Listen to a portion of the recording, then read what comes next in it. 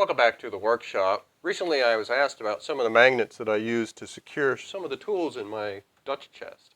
And I've actually used them in other toolboxes as well.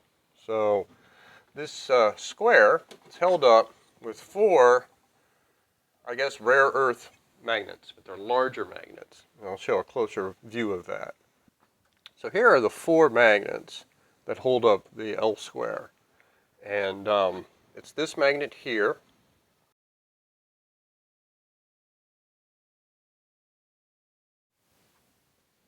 So when I bought these, I bought them online, and there was like a cardboard roll with foam on each end.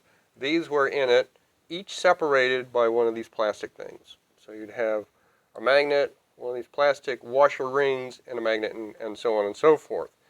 If they were allowed to connect to each other without this, they would be very hard to get apart. You'd have to slide them off. I think there was one time I got a couple together, and they were very difficult to deal with. They work very well against each other. You got the wood separating them, so it's not as difficult. But you notice that I'm sliding it rather than picking up. I'm afraid it'll break. I have heard that these things can break, although I've never had one break. I don't want to try that out. It came in a pack of 10. I know where 7 of them are. I'm not sure where the other 3 are, but we might figure that out by the end of the video.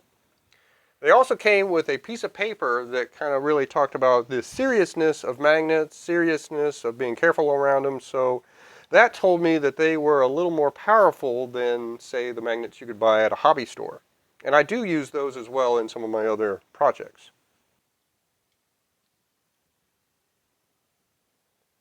It's about 1.5 inches in diameter and about 1/16 of an inch in width. The way in which I did this is probably pretty crude, but it worked for me. So I attached a piece of wood to the top, the lid of the Dutch chest, just with a screw, a wood screw, probably 3/4 inch, maybe a 1 inch, I'm not sure. And then I put another piece on that had the magnets cut out. On this second piece, you can see that the magnet there's a hole that's been cut to fit the magnet, and it looks like the magnet fits just within that space. Now I'm not sure if I glued it in or if it's just freely in there. Then another piece of wood was made with a smaller hole so that the big hole couldn't, so the magnet couldn't pass through it. And there was enough force there to hold up any kind of metal item. Here's a smaller magnet, about the same width, but a different, it's like the kind you buy at a hobby store. Okay, I don't know if you noticed that, but as I'm working this around, the magnet in there is moving. So that means it's not attached. It's not glued. It just fits inside of this piece here with this piece then, I guess, glued on top. There's a hole here, but it appears as if I was able to glue it instead of screw it. This screw hole could be used to attach a screw. So they don't have to be attached in with glue. This part gets attached with the wood glue, same as I use everywhere else. So I probably started with maybe 2, and then maybe 2 and 1 or 3, I don't know, because these are kind of crudely cut pieces. So I may have experimented a little bit until I found something that would hold the whole thing up. And it slides around a little bit, but for the most part, it's keeping it from falling off, into the toolbox. Traditionally, a Dutch chest lid will hold some saws, more than one, several saws.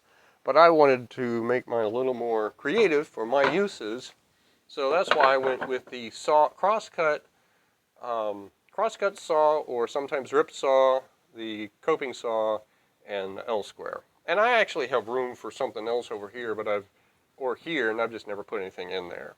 But room for growth is always a good thing. Let's look at some other examples of using magnets in toolboxes. Another example, this is the specialty toolbox. It holds a lot of my spoke shaves and specialty planes. So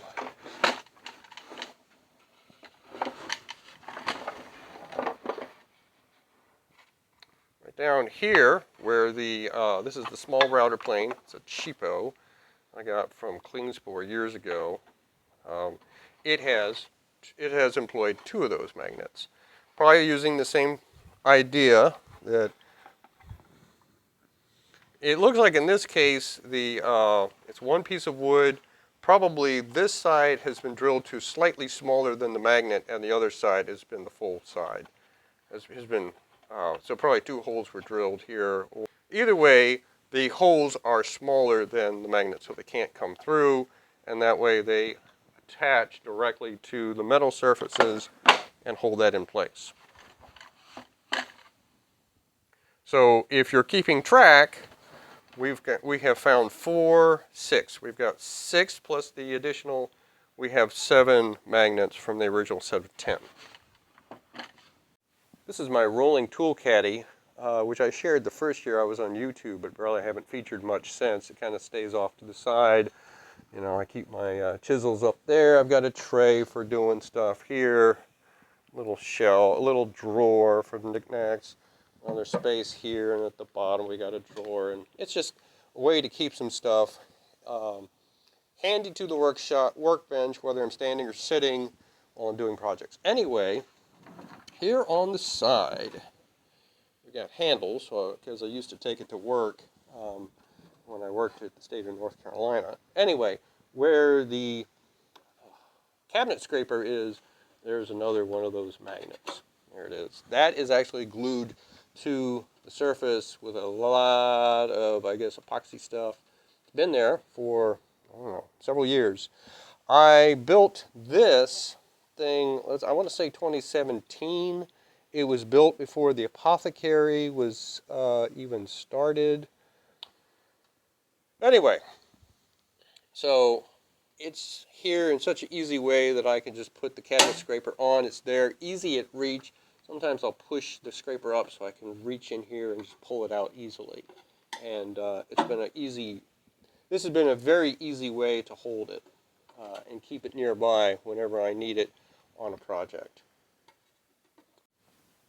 Some additional magnets that I use sometimes in my projects, well, in toolboxes, are some of these. They come from a hobby big box store. So we have a little tiny size. These are these neodymium, I can never pronounce that word, magnets. So there's some really small ones, and here's a medium size of those, and then a much larger size. And they get larger than this, and these I use quite often in some of my projects as well as toolboxes. There will be another video on using them in projects. But anyway, those are some other things you can use. So that is just a few ideas of how you can use magnets in your work boxes, workspaces, toolboxes, that sort of thing. Of that original set of 10, we've accounted for 8 of them. Can't find the other 2, but I bet we'll find those in the video on using magnets in some of your projects. Thanks for watching.